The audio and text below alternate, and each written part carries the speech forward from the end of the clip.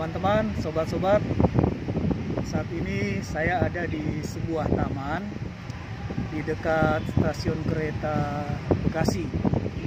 Taman ini luas, sejuk, karena ini sudah sekitar jam berapa ya? Jam 2 siang. Nah, kesempatan yang bagus ini, teman-teman, saya ingin berbagi sedikit tentang perenungan firman Tuhan.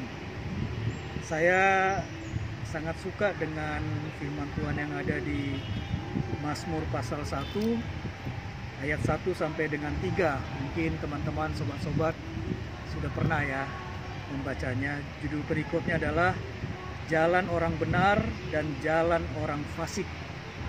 Berbahagialah orang yang tidak berjalan menurut nasihat orang fasik, yang tidak berdiri di jalan orang berdosa, dan yang tidak duduk dalam kumpulan pencemooh, tapi yang kesukaannya ialah Taurat Tuhan, dan yang merenungkan Taurat itu siang dan malam. Ia seperti pohon yang ditanam di tepi aliran air, yang menghasilkan buahnya pada musimnya, dan yang tidak layu daunnya. Apa saja yang dibuatnya atau diperbuatnya berhasil. Teman-teman, sobat-sobat, saya mau angkat satu pengalaman rohani dari kata terakhir di ayat 3 atau frasa ya. Apa saja yang diperbuatnya berhasil. Jadi kita sebagai pengikut Kristus ada berkat dari Tuhan yang namanya keberhasilan. Persoalannya adalah keberhasilan ini bagaimana kita sikapi. Kalau seseorang dengan kehebatan dirinya dan dia mengatakan saya berhasil, itu wajar.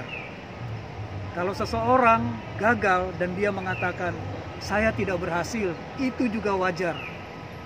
Nah, perenungan saya, teman-teman, dari pengalaman rohani juga, bahwa keberhasilan itu haruslah kita pandang dari sudut tertentu yang membuat hati kita damai sejahtera. Dan jangan lupa juga, hati orang lain juga harus damai sejahtera. Jadi menarik ya teman-teman. Berhasil tapi berdampak kepada damai sejahtera di hati sendiri, berdampak kepada damai sejahtera di hati orang. Apa itu? Nah, kalau kita berhasil karena berkat dari Tuhan, kita hidup benar, jauh dari kehidupan yang busuk, yang jahat, dan sebagainya, maka tadi kan dikatakan, ya, yang kesukaannya ialah Taurat Tuhan, dan yang merenungkan Taurat itu siang dan malam. Ia seperti pohon yang ditanam di tepi aliran air, menghasilkan buah pada musimnya, tidak layu, apa yang diperbuatnya berhasil. Jadi sederhana saja teman-teman yang mau saya bagikan. Mari kita sekarang memandang keberhasilan kita adalah karena kita taat pada firman Tuhan. Kalau kita melihat itu, keberhasilan datang karena ketaatan pada firman Tuhan, kita tidak sombong, kita tidak minder, kita netral dalam artian damai sejahtera, karena kita tahu siapalah kita ini.